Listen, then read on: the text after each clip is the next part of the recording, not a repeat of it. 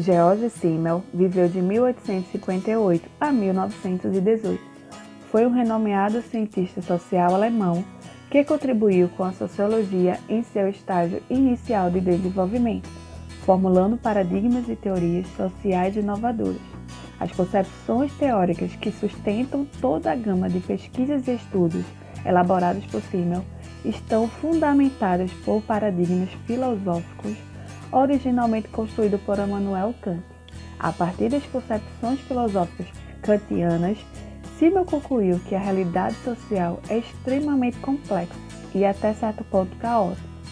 O conhecimento dos fenômenos sociais que ocorrem imersos nessa realidade e que interessam os cientistas sociais só são passíveis de serem compreendidos mediante a adoção de categorias ou modelos analíticos. As categorias e modelos analíticos servem para ordenar o pensamento do modo que se possa interrogar e interpretar a realidade.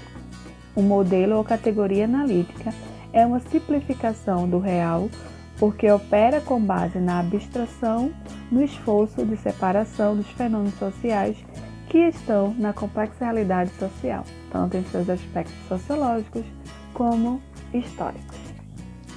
De acordo com Simmel, os modelos e categorias analíticas não são proposições arbitrárias e nem recursos empregados apenas pelos cientistas sociais que interrogam o real, pois são também utilizados pelos próprios indivíduos que integram a sociedade como recurso de ação e interação social. Modelos e categorias analíticas são recursos teóricos que também foram empregados pelo cientista social alemão Max Weber. George tentava, através de sua teoria sociológica, apresentar os limites da teoria de Durkheim, dizendo que Emile não conseguia captar as intencionalidades dos sujeitos. Apesar das divergências epistemológicas, Durkheim e Simmel, tendo vivido no mesmo contexto histórico, têm indagações semelhantes como ponto de partida de algumas de suas obras. Além da busca pela institucionalização da sociologia, o que também envolveu a distinção do seu objeto em face das outras disciplinas, ambos atentaram às profundas transformações sociais, como a expansão vertiginosa da divisão do trabalho, o aumento da objetividade das relações, e à nova estrutura social ou as distintas formas de socialização oriundas desse longo processo. Simmel formulou um conceito que nos ajuda a pensar na aceleração do cotidiano e suas consequências psíquicas, o conceito de intensificação da vida nervosa. No contexto da cidade, dizia ele, somos frequentemente expostos a estímulos que acabam exigindo de nós uma sensibilidade bem específica, ou seja, para ele no campo, há uma vida psíquica diferente da metrópole, onde nas cidades do interior predominam os costumes, o ritmo lento, a emotividade e também o sentimento. Já nas metrópoles, há uma mutação constante, um devir permanente e também um ritmo bem febril. Não que as transformações não aconteçam no meio rural, longe disso, mas seriam mais lentas, graduais, já enquanto nos centros urbanos seriam rápidas. Por quê? Porque a cidade exalta a liberdade do indivíduo, liberdade sem amarras. Para Simmel, a sociedade parte da interação entre os indivíduos e comporta uma distinção entre forma e conteúdo. Nesta concepção, os indivíduos têm diversas motivações, ou seja, paixões, desejos, angústias, etc. Conteúdos da vida social. Interagem a partir delas e se transformam em uma unidade. A vida dita por Simmel aparece como uma fonte de energia. Ou seja, quando falamos de energia, a energia que alimenta as relações recíprocas dos elementos. Nossa capacidade de percepção também se alterou. Pense na quantidade de variáveis em que você precisa prestar atenção enquanto joga videogame. Já parou para pensar um pouco? Não é por acaso que as habilidades dos jovens do século XXI mudaram. Falar ao telefone, checar e-mails, escutar música e ainda faz o dever de casa, tudo ao mesmo tempo. Temos que ser capazes de nos concentrar, de manter um ritmo acelerado de produção e de nos adequar a um tempo marcado por um calendário estável e impessoal.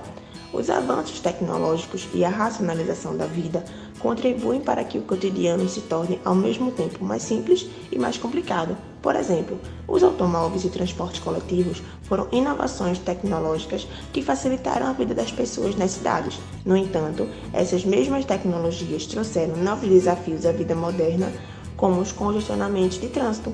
Se você mora em uma cidade grande há muito tempo, dificilmente pensa antes de sair de casa no quanto é complicado caminhar em meio à multidão apressada. Mas para que isso não seja um problema, você precisou ser socializado, precisou adquirir certos saberes que hoje são automáticos no seu comportamento. Quais saberes são esses? São os choques. O que hoje já se tornou um comportamento em grande medida naturalizado foi um objeto de reflexão das ciências e das artes na virada do século XIX para o século XX, onde cientistas, filósofos, literatos e poetas escreveram sobre os novos choques cotidianos e as suas consequências para a personalidade dos indivíduos. Para lidar com os novos estímulos, com a intensificação da vida nervosa, Simmel argumentou que os habitantes das grandes cidades desenvolveram um comportamento a que chamou de atitude de reserva. A reserva não estaria associada somente à indiferença, mas a um estado de aversão, uma estranheza e repulsão mútua contra qualquer espécie de contato mais próximo. Essa atitude conferiria ao indivíduo da metrópole um grau de liberdade que não pode ser visto sobre outras condições. Homens e mulheres urbanos, para preservar sua sanidade mental, acabam se fechando, se protegendo dos estímulos exteriores e se distanciando das emoções cotidianas. Aprendem a se tornar indiferentes àquilo que não lhe diz respeito diretamente, a mergulhar em si mesmos, a prestar atenção apenas ao seu pequeno círculo de convívio. Outros aspectos que George Simmel abrange é que com o crescimento das cidades e do capitalismo, existe um intenso confronto entre culturas objetivas e culturas subjetivas. O que seria a cultura subjetiva? É aquilo que é individual, que marca a diferença entre os indivíduos. Cada indivíduo tem sua cultura subjetiva, individual, particular. E a cultura objetiva é aquilo que é comum a toda a sociedade.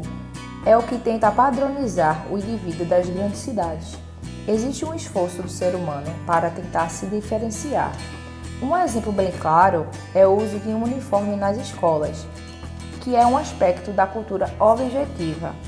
Ela tenta uniformizar os alunos, mas não é difícil encontrar um aluno de cabelo pintado de roxo ou com piercing no nariz. Isso tudo para tentar se diferenciar desse padrão que tenta padronizar. A sociedade tende a crescer e com esse avanço, os estímulos à aceleração, à socialização e à atitude de reserva também se tornarão mais comum a cada habitante da metrópole.